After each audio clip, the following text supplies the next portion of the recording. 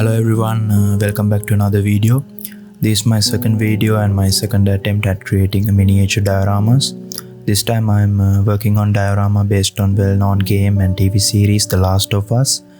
If you haven't seen my first video, please click on the link at the top to check it out. I hope you guys will enjoy this one as well.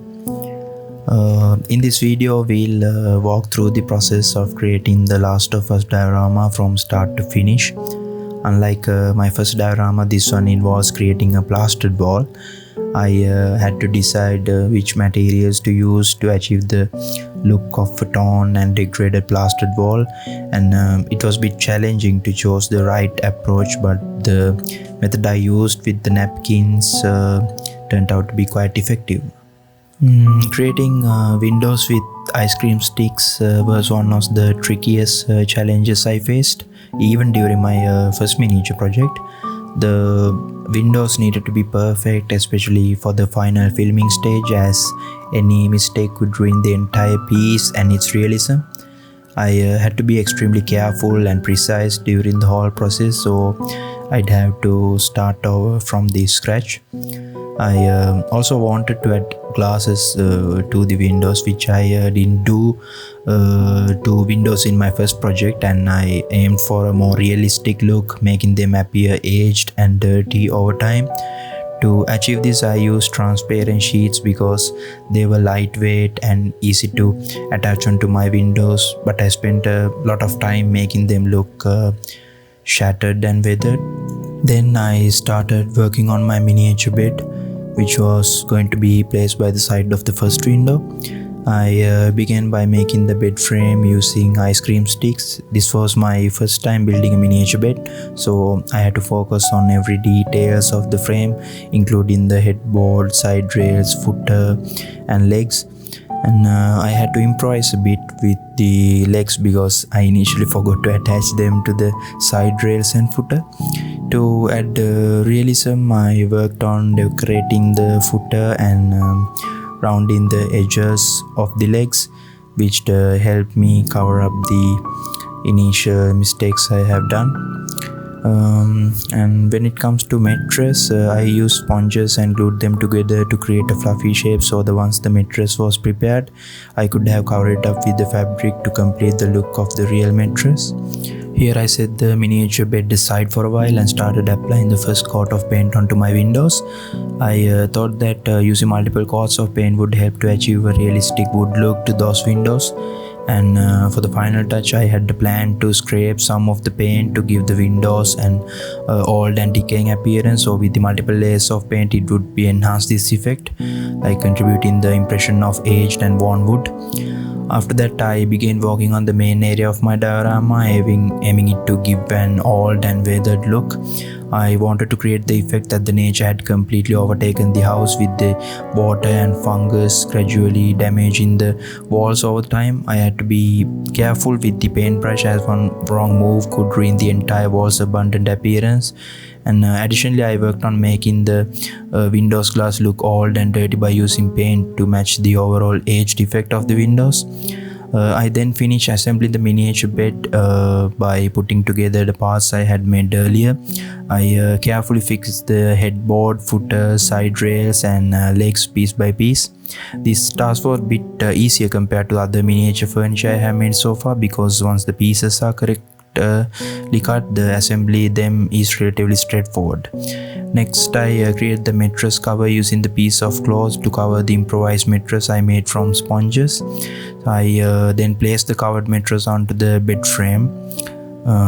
So then I wanted to make a large floor cupboard with the classic finish and place it against the side of the room.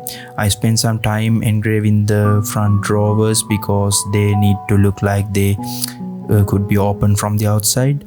So it was a bit tricky to engrave the grooves, but I think I did a great job with that.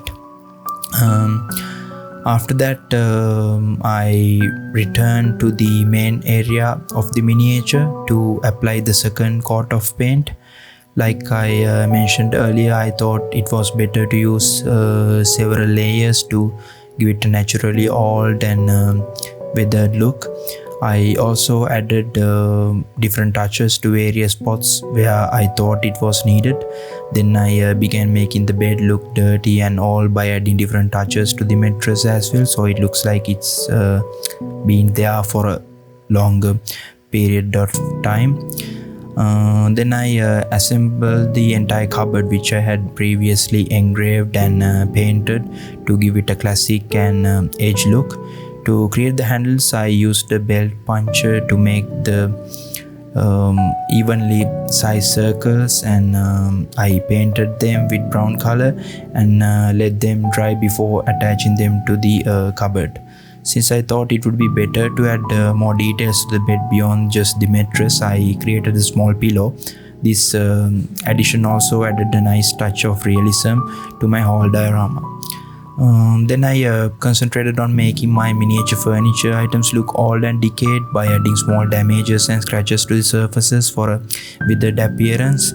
I focused particularly on the windows as they play a significant role in final filming stage due to their impact on dimensions. After that, I turned back into my classic floor cupboard to attach the handles I had prepared and painted earlier, completing the final touches to make it look old and decaying. Here where I improvised. As I walked through my diorama, I felt the left side wall look a bit boring and lonely. To make it more engaging, I decided to add barely hanging a shattered mirror to that wall.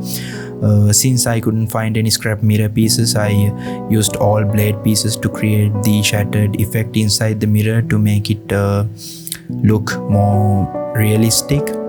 Then I made a curtain pole using a kebab stick and inserted it into curtains I had already created from scratch cloth, which I painted and burned to achieve the more realistic look. So as you can see, these are the looks of my miniature items after the final touches have been made to enhance their realism in every aspect. So this is how my two windows looked after I applied the final touches to it before fixing it to the wall. This is my weathered off curtain and its wall upon completion of details. I also added 2 photographs to the wall to enhance the realism of this miniature diorama. It was truly challenging because I had to create photographs with the front glass and one of them needed to be shattered. The family photograph I used was taken from the game, actually from the chapter Bus Depot, where they find this photograph on the counter of an RV in highway exit. I purposely selected this to add more authenticity to the whole environment I've been creating, so it's like this family lived here before something tragic happened to them. The other photograph was a stock photograph of a beautiful mountain peak, which I was taken from the internet. And collectively speaking, I literally had to create the whole miniature photo frames to enhance the realistic aspects of the photographs as well. Because when it comes to final camera footages and angles, these two can play a major role in giving life to the whole abundant environment. And I also use black paint for the frames because whole miniature furniture set was brown, and black color can add up some diversity to the whole environment and highlight the black wall for viewers. I also worked on the front glass inside the frame because it also had to be look old and dirty, so it looks like the family has long gone. And if you guys can remember my previous diorama video, I'm sure you can remember this. I also grabbed some of my previous set to this project and made some changes to it as well. Then I encountered the most challenging part of the project, preparing cordyceps fungus, which we see in almost every abundant place in Last of Us, and it was really dangerous actually. I burned myself really badly while working on it.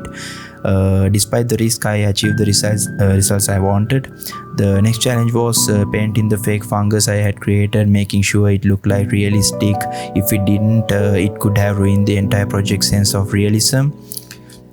So after that, I began working on the room's floor, adding fake dirt and decaying floorboards that I had made myself to give the impression that the room had been abandoned for a long time. To enhance the abundant look, I also included natural mosses I found in the surroundings to highlight the key areas of the diorama's floor. Then I added the final touches to the project by securing everything in its proper place while adding some dirt and improvised shattered glass pieces from the windows and mirrors and placing prepared cordyceps where it best fit. So let's see the final outcome.